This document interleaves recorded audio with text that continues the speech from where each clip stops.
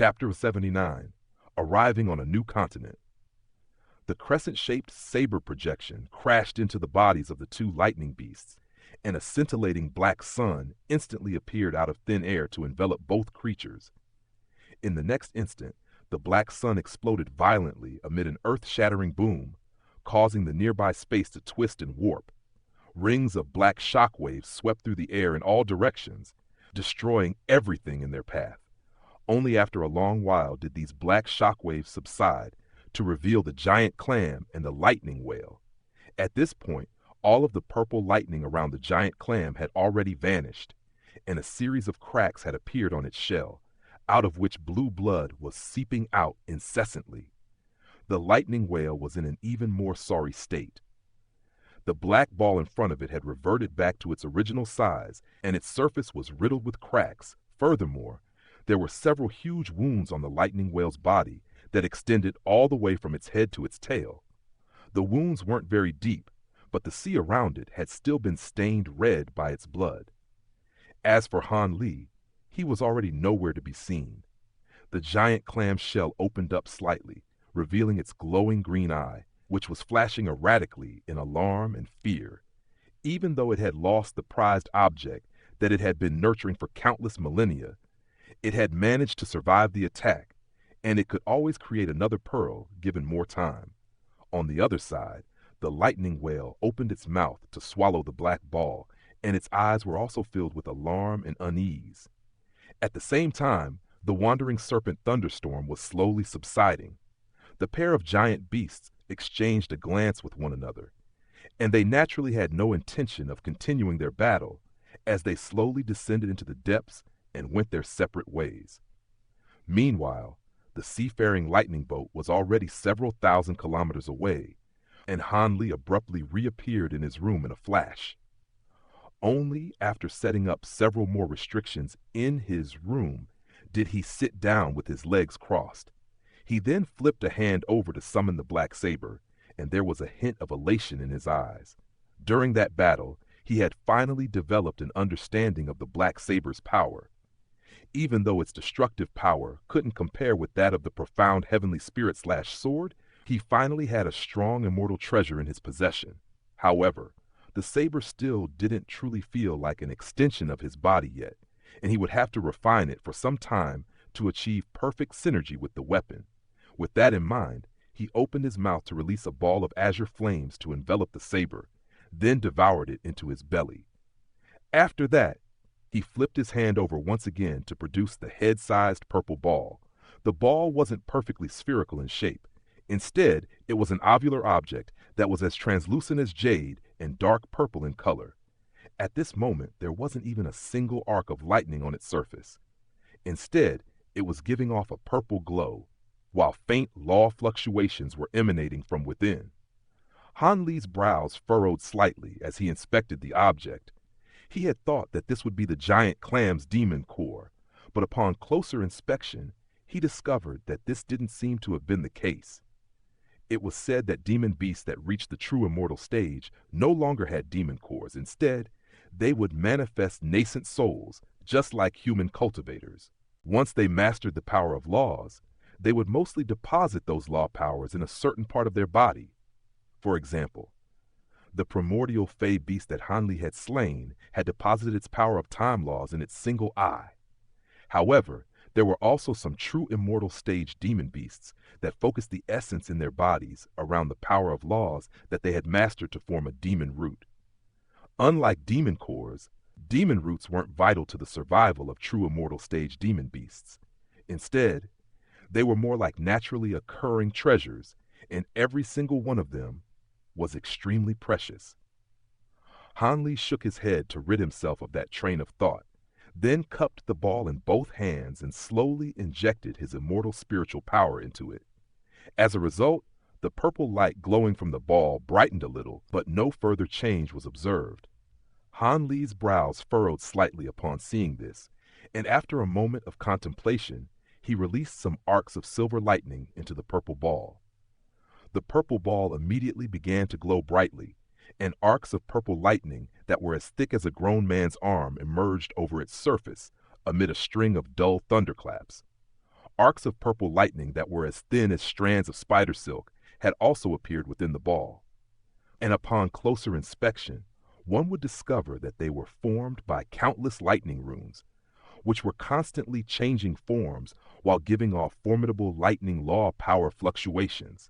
An elated look appeared on Han Li's face upon seeing this, and he began scrutinizing the lightning runes within the purple ball intently, trying to glean the secrets of lightning laws through his observation. Close to a year passed by in the blink of an eye.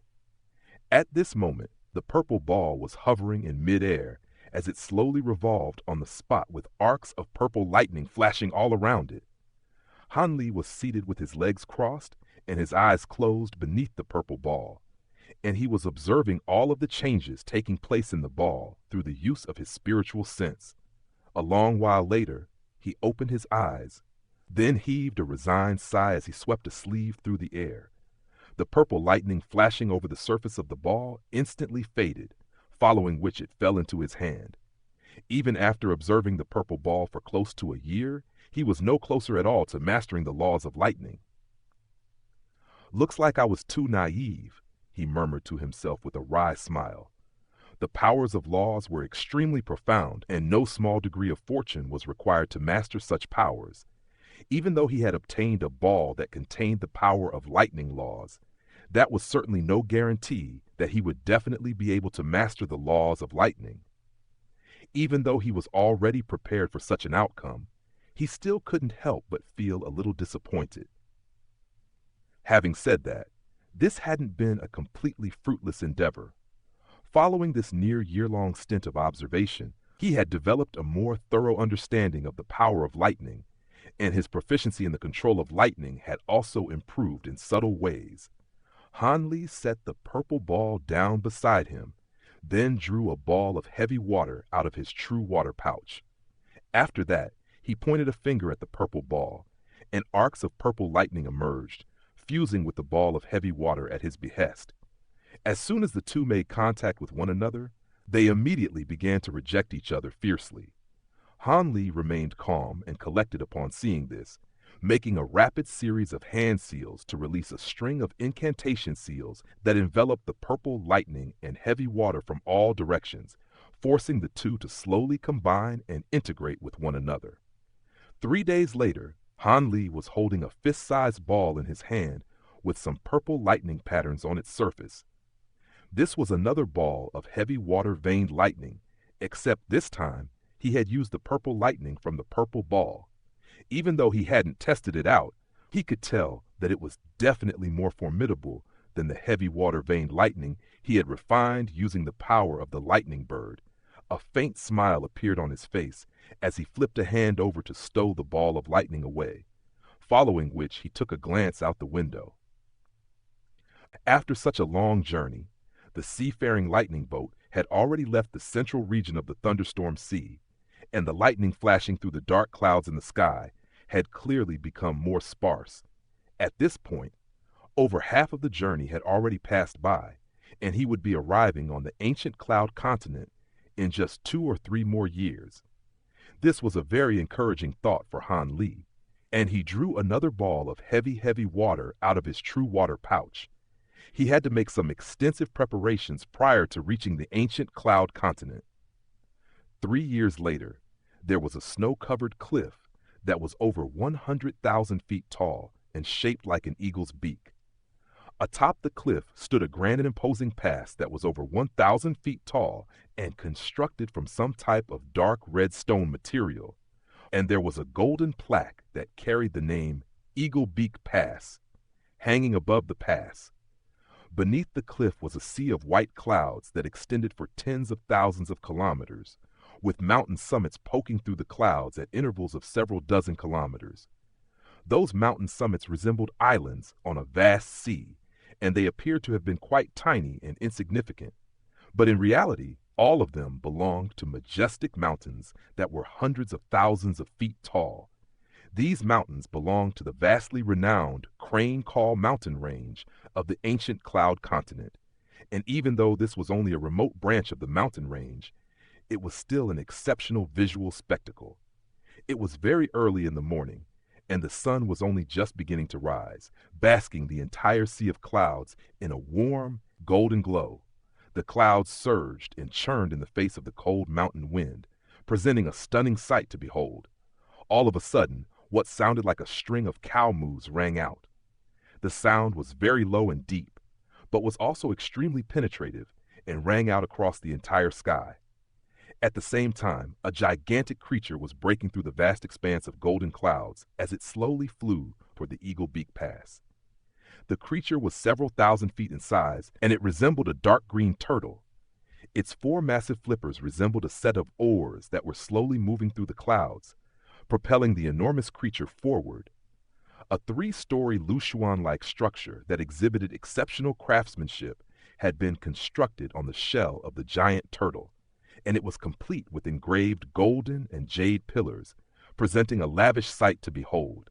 At this moment, there were several hundred people standing on the deck of the Lushuan, most of whom were appreciating the scenery around them with relaxed and carefree expressions. At the very front of the Lushuan, situated closest to the turtle's head, was an azure-robed man with a medium build. He was holding onto the thick and sturdy dark wood railing in front of him as he cast his gaze toward the Eagle Beak Pass in the distance. The man was none other than Han Li, who had traveled here from the primordial wave continent.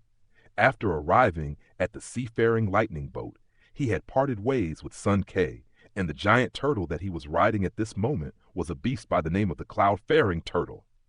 Despite their enormous size, these creatures had a very gentle and mild personality that made them easy to tame.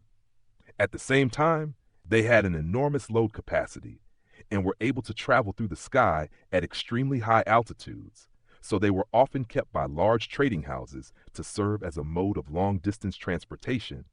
Not all of the cities on the ancient cloud continent had teleportation arrays, and having only just arrived on this new continent, Han Li was still yet to find his footing, so he decided to pay the fare to take the cloud-faring turtle. Along the way, he would be able to familiarize himself with the ancient cloud continent. The giant turtle let loose another long call as the edge of its shell made contact with the port of the Eagle Beak Pass, resulting in some slight tremors that quickly subsided. Ushered by the manager of the cloud-faring turtle, all of the passengers began to make their way down a wooden ladder constructed along the slope of the turtle's shell to step onto the tall cliff. Han Li followed the stream of disembarking passengers onto the cliff, and he couldn't help but look up at the imposing pass before him. According to his map, he had officially reached the central region of the ancient cloud continent.